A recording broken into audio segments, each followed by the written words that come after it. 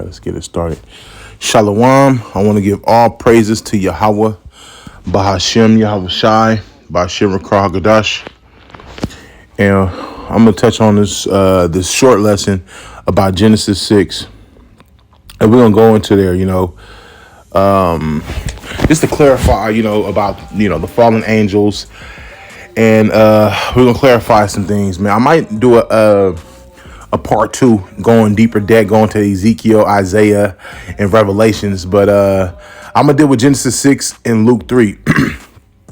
So I'm going to read from verse 1 on down. It says, "And it came to pass, when men began to multiply on the face of the earth, and daughters were born unto them, that the sons of God saw the daughters of men, that they were fair, and they took them wives of all which they chose."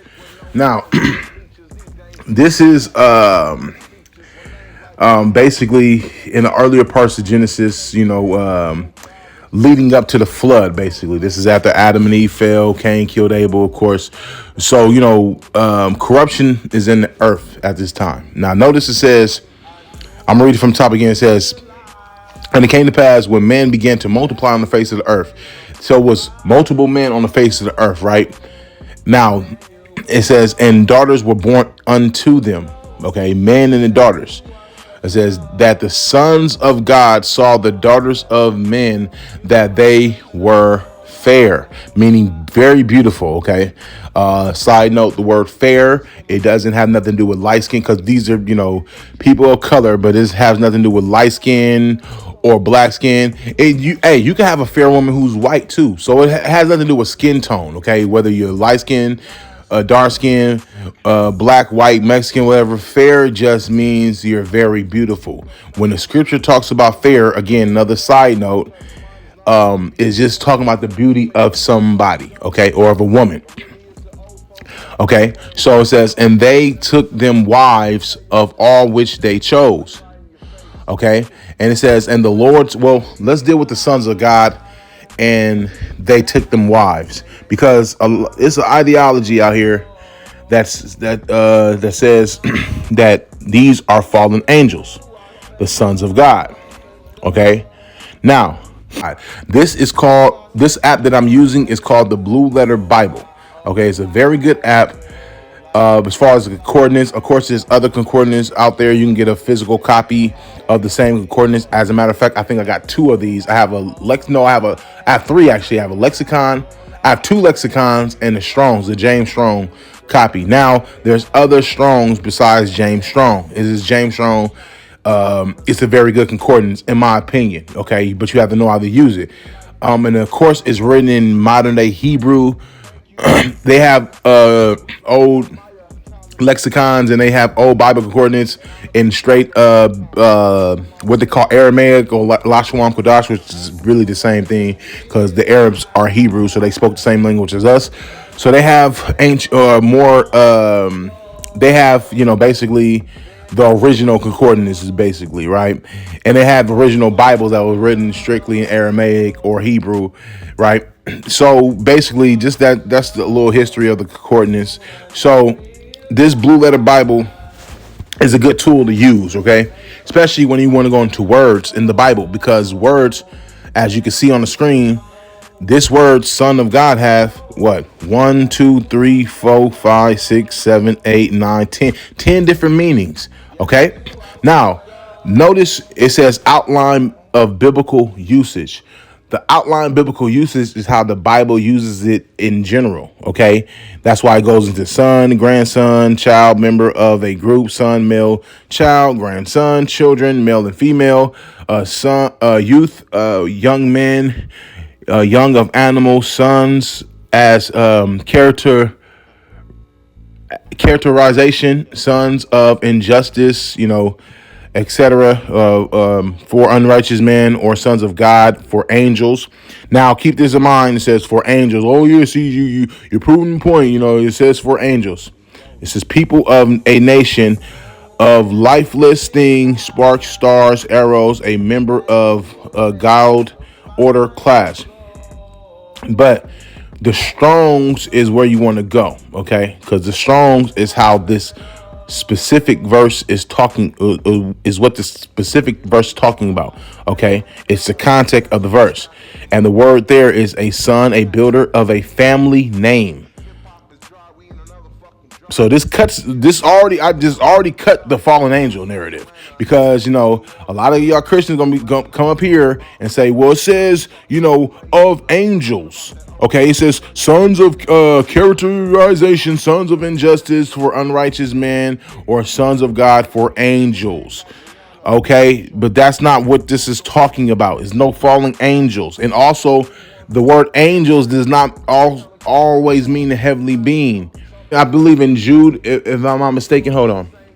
As a matter of fact, let's go to Jude. Hold on. Because you got to get precept upon precept. Okay.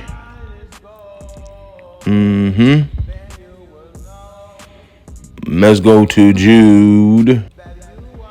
Angels, right here. There we go. Jude 1 and 6, right? The word angel. Again. The word angel is not always talking about a heavenly being, okay? A messenger, especially an angel, by implication, a pastor. Angel, messenger. Like I said, words in the Bible have several definitions and several meanings. It's not always talking about the same thing. And that's what a lot of people, not only Christians, people who read the Bible, they read it surface level, okay? So let's go back to the word angel, or not angel, sons of God, okay? Because it's not dealing with fallen angels, and I have to clear that up. Sons of God, there it goes, the sons of God. It says, as a builder of the family name in the widest sense of literal or figurative relationships, including grandson. This takes out fallen angels. This is the Bible concordance. Subject, nation, quality, or conditions, like father or brother, afflicted age. You understand? Just read the definition. People, it goes down here. Go to people. It says rebel, robber, servant, born, soldiers, son, spark, steward, stranger, surely them of tumultuous one, valiant, whelp, worthy, young, youth. Okay, now you can read from top to bottom. Okay, I skipped the fruit rolls, but listen. Oh, hey, listen. Let's go. Let's deal with the cause let's read from the top. From where it says quality or condition, like father or brother, afflicted age, one born, bow, because that's going to like the Greek. Basically, the words basically like Ammon, Hakmah, Levite, anointed, one appointed to, arrow, Assyrian, Babylon, Egypt, Grecians, one born, bow, branch, breed, young bullock, young calf, came up in, child, colt, common, corn, daughter of firstborn. So this is dealing with human beings, okay? In this specific context, the sons of God. And notice they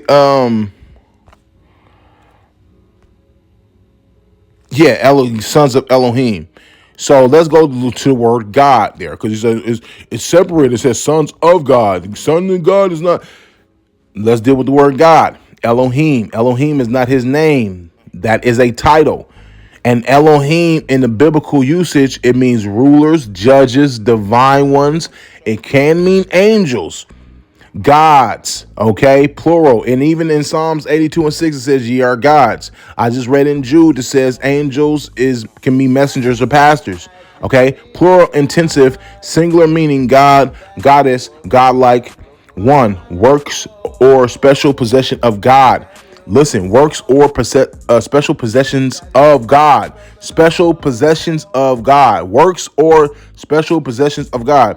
The true God, okay? But specifically used in the plural, thus, especially with the article of the supreme God, occasionally applied by way of difference to magistrate, and sometimes as superlative angels, exceeding God, goddessly, great, judges, mighty. Okay, who are called the judges? Who are in the book of Judges? Samson was known as a god. He was a judge. David said in Psalms 82:6, let's get it. Psalms 82. Let's get it. In 6. I have said, ye are gods, and all of you are children of the Most High. There go your sons of gods right there. And he's talking to Israelites. Now, of course, they were not called Israelites in this part of Genesis. That was later on. But sons of God and Israel is the same word. Israel means prince of power. Prince is a son. The power is God. Power and God. Power means God in English. God is the translation, or God is a Greek word. Power means God in English, basically. It's the same word, like Allah, power, and God. Allah is the Hebrew or Aramaic way of saying power and God. It's the same word, just different translation, different languages. That's all it is. Okay, the sons of God saw the daughters of men, that they were fair, and they took. Okay, Salakia. Where was I at? Oh, okay. Genesis 6:2. The sons of God saw the daughters of men, that they were fair, and they took them wives of all which they chose. Okay, so I'm gonna get a precept in a minute, but the sin in this the context of this right here, the reason why all this happened, the flood had to happen, all this, because they took them wives, okay, of the daughters of men. So the sons of God took wives of the daughters of men. That was a sin. It was actually, and it was the same sin that Solomon created or did by taking wives of the heathen women. So the sons of God, these are not fallen angels. This is Seth's bloodline. Now, if you go to Genesis 5, descendants of Adam, where do I want to start? I want to go to Seth, get to it. God made him male and female, created them. Adam knew Eve, his wife. Cain killed Abel. Brother name. I want to just get to the point. Enoch around. Okay, that's okay. Let's go. This is Genesis 4:26. And to Seth, to him also there was born a son, and he called his name Enos. Then began men to call upon the name of the Lord. Okay. Now it says, then began men to call upon the name of the Lord. Who were those men? We'll see. Okay, because these were the sons of God. And I'm going to prove it with Luke 3 when I close it out. This is the book of the generations of Adam. Notice the title top part says descendants of Adam. This is the book of the generation of Adam. And the day that God created man, in the likeness of God made he him. Now, who is this talking about? This is talking about Seth's line. Notice when it goes to Seth, now it says descendants of Adam, because Cain is not technically a descendant. First of all his descendants died in the flood. Second of all, Cain chose the evil way. So he's no longer a bloodline of Adam. That's why God cut him off. He made him a vagabond, right? This is talking strictly about Seth. So notice it says in Genesis 4, it tells you, and to Seth, read 26, because we're starting with Seth, because the sons of God is Seth's bloodline. Okay, it's coming from Seth's bloodline, the ones who disobeyed God. That's all it's talking about. It's not talking about fallen angels. This is Seth's bloodline, and to Seth, to him also there was born a son, and called his name Enos. Then began men to call upon the name of the Lord. Those men were the sons of God, Seth's bloodline. Okay, that's why in the next chapter it says, this is the book of the generations of Adam. In the day that God created man, in the likeness of God made he him. Okay, it's giving you the synopsis though, but this is really talking about Seth's line. Okay, male and female created he them, and blessed them, and called their name Adam. Adam. I won't stop, I gotta in the day when they were created. And Adam lived 130 years and begat sons in his own likeness, after his image, and called his name Seth. His own likeness. Okay, and Adam lived 130 years and begat a son in his own likeness. Y'all gotta key this. These are key words. After his image, and called his name Seth. And the days of Adam after he begat Seth were 800 years, and he begat sons and daughters. Okay, and all the days that Adam lived were 930 years, and he died. And Seth lived 105 years and begat Enos. And Seth lived after he begat Enos 807 years and begat sons and daughters. Now, do a name every single son and daughter that Seth had? No. But it's about to tell you who lived, though. That's why it says, notice, y'all don't have no more excuses. No more excuses. It says, and Seth lived after he begat Enos, not Enoch, Enos. Okay? And Enos lived after he begat, oh no, Slacky, let me go back to the top. And all the days of Seth were 912 years, and he died.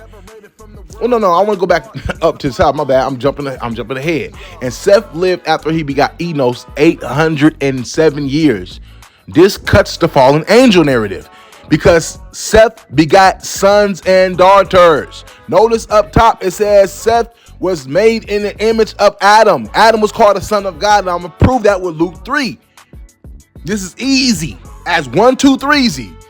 And Seth lived after he begat Enos 807 years and begat sons and daughters. Do it name all his sons? No. But by logic, this should tell you these are the sons of God. And I'm going to prove it without a shadow of a doubt. Ain't no more fallen angels narrative after this. And all the days of Seth were 912 years, and he died. And Enos lived 90 years and begat Canaan. Okay, not the same Cain. Does it come from Cain? Okay, but Canaan, because you got to understand, we all have similar names. Okay, back then, whether you were of the chosen or not. Okay, and Enos lived after he begat Canaan 815 years and begat sons and daughters. Do I name all his sons and daughters? No. And it says, and all the days of Enos were 905 years, and he died. Okay, and Canaan lived 17 years and begat Mahalalel. And Canaan lived after he begat Mahalalel 840 years and begat sons and daughters. It's not naming all his sons and daughters, but his sons is plural. The S behind any word is plural. So it's not naming all, it's just dealing with the chosen, because it's about to deal with Noah, leads up to Noah. His other sons is irrelevant because they died. This is leading up to Noah, the righteous. That's why it's going to Noah's line. I believe Matthews deal with this too. No, I don't think he goes back all the way to. I think no. Luke does deal with the Adam's blood, or Christ's lineage to Adam, right? And goes all the way back to Adam. Okay, so it says all the days of Canaan were 910 years, and he died. And Mahalalel lived 65 years and begat Jared. And Mahalalel lived after he begat Jared 830 years and begat sons and daughters. And all the days of Mahalalel were 895 years, and he died. And Jared lived 162 years, and he begat Enoch. This is the Enoch. Okay. Not Cain's Enoch, but of course we all know this is the Enoch that went to the chariot, okay, who got taken, right? And Jared lived after he begot Enoch 800 years, and he begot sons and daughters. Now it's not naming all his sons and daughters. Again, I have to reiterate this, right? And all the days of Jared were 962 years, and he died. And Enoch lived 65 years and begot Methuselah. And Enoch walked with God after he begot Methuselah 300 years, and he begot sons and daughters. And even Enoch begot sons and daughters. And all the days of Enoch were 365 years. And Enoch walked with God, and he was not meaning he didn't die, for God took him. Okay, just like he took Elijah. And Methuselah lived 187 years and begot Lamech. Now let's go down.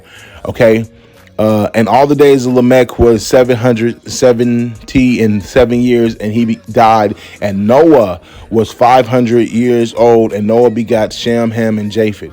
Okay, Lamech begot a son named Noah. So notice it keeps saying all these people have begot sons and daughters. This is the bloodline of the sons of God. Now the reason why it's going from Seth all the way to Enoch and Lamech, because these are the ones who Noah came through. Now notice it says they begot sons and daughters. It didn't name all the sons and daughters, but they begot sons and daughters. So when you go to Genesis 6, and I'm about to wrap it up in a minute, okay? Genesis 6, and it came to pass that when men began to multiply on the earth. Now the mindset of a lot of Christians and a lot of Greek mythologists people, they think that when it says when men began to multiply on the earth, they talk about men in general of the earth. That's not what it's talking about. See, God is a separatist. Okay, he called other nations just base men. They're not sons of God. So yes, there's multiple people on earth at this time, but they're not chosen.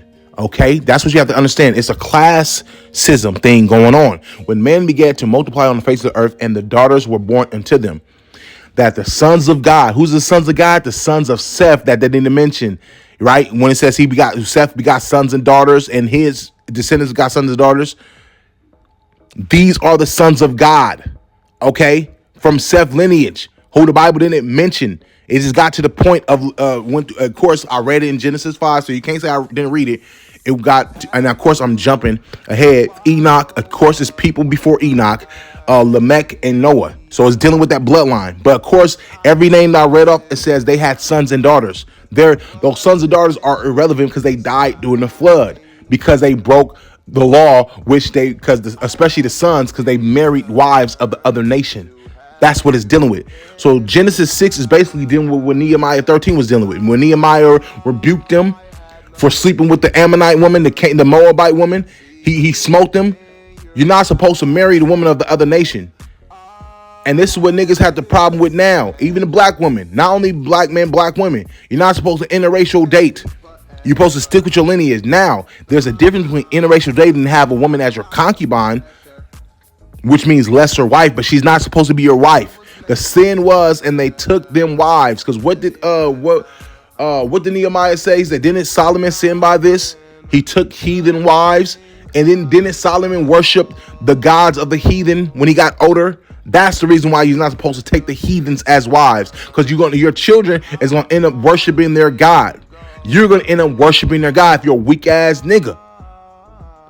If you get a heathen woman and during wartime, you're supposed to make her shave her head. Y'all know the law.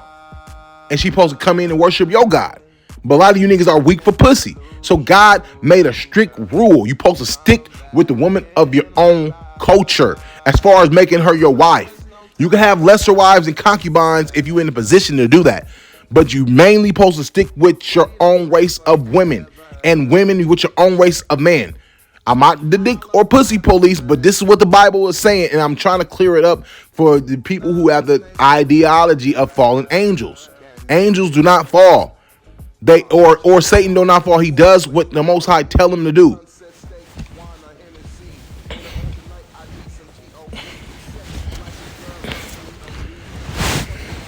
Okay?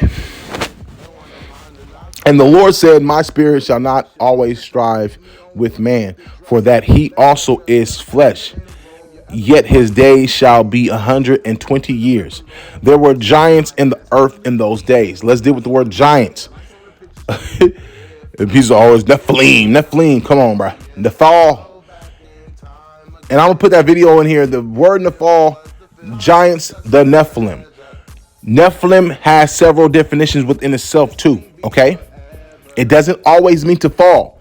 That's another error that a lot of Christians make. But right here, it tells you, this is not talking about fallen angels at all.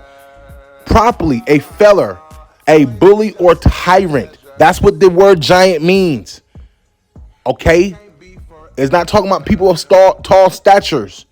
If it was, it would be the same word that they use, because they use the word giant for Goliath in, I believe, Samuel's. Those two, and Samuel's is in the Old Testament. Those two word giants have two different definitions. What's his name? Goliath was a man who was tall in stature, but this is not talking about a person who's tall in stature. It's because bully or tyrant, giant. Okay. In the earth those days, and also after that, the sons of God came into the daughters of man, and they bare them children. The same became mighty men, which were of old of renown. Okay, mighty men. Let's deal with these words. Slakia, man. Those came to earth in those days, and also after that, when man came and sons and daughters, the daughters of men, building children, mighty men. That's what I want right there. Strong, mighty, valiant, excelled, chief, giant, man, mighty, strong, valiant, man. Okay, hold on, shoot, what the heck? Dang, why did I do that? I want to go back. Right there, I want to go back. So let's go down. Man of renown. Let's go to the man of renown. Okay. Strong's definition. An appellation as a mark or memorial of individuality. I read it again. An appellation as a mark or memorial of individuality. By implication, honor, authority, character, base, and famous. See? Famous, named, renowned. They were famous men. I gave an analogy like Michael Jackson. Michael Jackson, he was probably like 6'1" or 6 foot even, but he was a giant amongst entertainers. He was a giant in his world. Why? Because he was very known. Okay. One individual, mark, memorial, all that. Just use Michael Jordan. Now, Michael Jordan is a little taller. He's like 6'5", but he's not like giant tall. Like, he's not tall as a tree, but he was a famous man, a giant in the sports world. This is talking about the characteristics of these men. How do I know? Because I just gave you, I'm going to give you another precept that's going to end all this false ideology. I just read Genesis 5. These men became mighty amongst the nations because they can, I won't say they can blend in, but they became basically men of renown, basically famous men. Even Christ said that it's going to be like the days of Noah when he returns. What's going on today? Let's use television. Let's use actual famous men, famous people. These are the giants of today, whether you're tall or short, like Tupac, he was like, Tupac had to be like 5'8" or whatever. He was very short. He was a short person. Okay. As far as height, but he was a giant because of who he was as a person. Mayweather is a giant in the sports world today. Muhammad Ali was a giant in the sports world. Denzel Washington is a giant as far as who he is as an actor. Okay. Famous, renowned. And God saw that the wickedness of man. Notice it says God saw the wickedness of man, not angels, was great in the earth.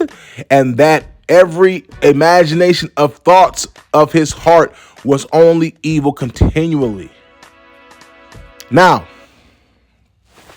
let's go to Luke, and I'm gonna end it with Luke 3. Okay. Now, for those who know, for the context of Luke 3, okay, because you're like, are you skipping ahead? I'm gonna do a part 2. I'll get more in detail because I'm going to Ezekiel and everything. Okay. Jesus baptized. No, I don't want that. Luke 3. I'm just going because those who study the Bible know what Luke 3 is talking about. Okay, the genealogy of Jesus Christ. Okay, and Jesus himself began to be about 30 years of age, being, as was supposed, the son of Joseph, which was the son of Heli, Mathath, and Levi. Right. So this is, and Jana and Joseph. So these are the lineage of Christ. Okay, y'all can take the time to read it yourself, but I'm gonna get to the point. Okay, because you already know the context. So I'm not skipping ahead. Anybody who knows this knows the context. I'm not about to sit up here and read all the names out for you. You can go read it yourself. I'm not being lazy, but I'm trying to get to the quick point, make this a quick video. Okay, it says, and I'm gonna start at 36. Okay, which was the son of Canaan, which was the son of Arphaxad, which was the son of Shem, which was the son of Noah, which was the son of Lamech. You see, it's the same thing in Genesis 5, right? Or Genesis, right? Genesis 5. When you read up all the names, it's the same people. Okay, which was the son of Methuselah, because this dealing with the direct lineage of who Christ came out, the direct lineage, right? Which was the son of Enoch, okay, which was the son of Jared, which was the son of Melalel, which was the son of Canaan, which was the son of Enos. And this is not Canaan. This is not the word Canaan, because people get confused on names. This is not Canaan, Adam's direct son that killed Abel. That's not the same Canaan. So y'all gotta stop getting confused on names. Names are repeated throughout the Bible. I've heard heathens be called Hebrew names, and they're not even Hebrews. The Bible does that because you have to understand the time and the languages. Just like, for example, before I continue, the word Zach, I've heard the word Zachariah be used for black people and white people. So just because you have the name, that doesn't mean it's the same person. You got to read in context. Which is the son of Canaan, which was the son of Enos, which was the son of Seth, which was the son of Adam, which was the son of who? God. There's no fallen angels. That's the whole proof. Don't give me what Luke was written. No, don't BS, because Genesis says the same thing. A lot of y'all don't take your time and read. Y'all just parrot what you hear. The Israelites was correct on this breakdown. This is common sense. All that book of Enoch, fallen angels, it's fairy tale. No disrespect. It's all fairy tale garbage. This is what it's talking about. Y'all can't get around. It says son of God. And notice, I'm going to go back so y'all can't say I didn't read it. Go back to Genesis 5. Let's go. Notice. For all you people who want to grease it, everybody who want to grease it, right? Notice it says, and Seth is not the only one who has sons and daughters. Everybody has sons and daughters, but I'm trying to get you to understand this. It says, and Seth lived after he begat Enos 807 years. You know how long 807 freaking years is? And begat sons and daughters. Do we name all the sons and daughters? No. But you know, by this context, he begat sons, plural, not one, not two, plural sons and daughters. It's common sense, bro. It's just common sense. I'm sorry. And I'm not upset. Just like, bro, just getting straight to the point. Go to the verse 13. And Canaan lived after he begat Melalel, which we just read in Luke, 840 years. You know how long that is? Just think about these time periods. And begat sons and daughters. This is where the sons of God. Now, it don't name all the sons because it would take all day. But in Genesis 6, when it says the sons of God saw the daughters of man, it's talking about who? Hold on. It's talking about who? Seth's line. There it is. Again, Luke 3. Luke chapter 3. And I'm going to close it right here. Luke chapter 3. Get straight to the point. Which was the son of Enos, which was the son of Seth, which was the son of Adam, which was the son of God. These are the people, the sons of God. These are the ones who disobeyed the way. Just like the Israelites who go off right now. You guys will be the wicked sons of God, who's in interracial, who's into that, who want to marry the white woman, and you black women want to marry the white man. For all you interracial couple people, this is why the earth was flooded. God made the black man to be with the black woman. Yes, you, as a man, as a king, because you are the bloodline of the king, you can have concubines, but you're not supposed to marry the other nations. And that's what was the sin. That was even, and then when I do the part 2, I'm gonna go into that even further about Solomon. I'm gonna do that on part 2. But yes, the sons of God. Now let's go post flood or after the flood. Let's go to Genesis 25. Okay, Let's deal with when Israel got it. Let's deal with Genesis 30, 32, 29, 30, 32, all that. Okay. Let's deal with when Jacob got his name changed to Israel. The word Israel, Yasha'Allah, in the Lashuam Kadash, Yashar means prince, Allah means power. Yashar means prince, Allah. So a prince is a son. Allah means power, power means God. This is just different translation. So there's the sons of God in the post-flood. So he's bringing them back on the earth, not in reincarnation. No, he's just continuing because he's making a covenant. He's making a covenant with Israel. It's always been since day one, starting with the sons of God. So with that being said, I want to give all praise to Yahweh Bashim Yahushai, Bashim Rakar Kadash, Shalom.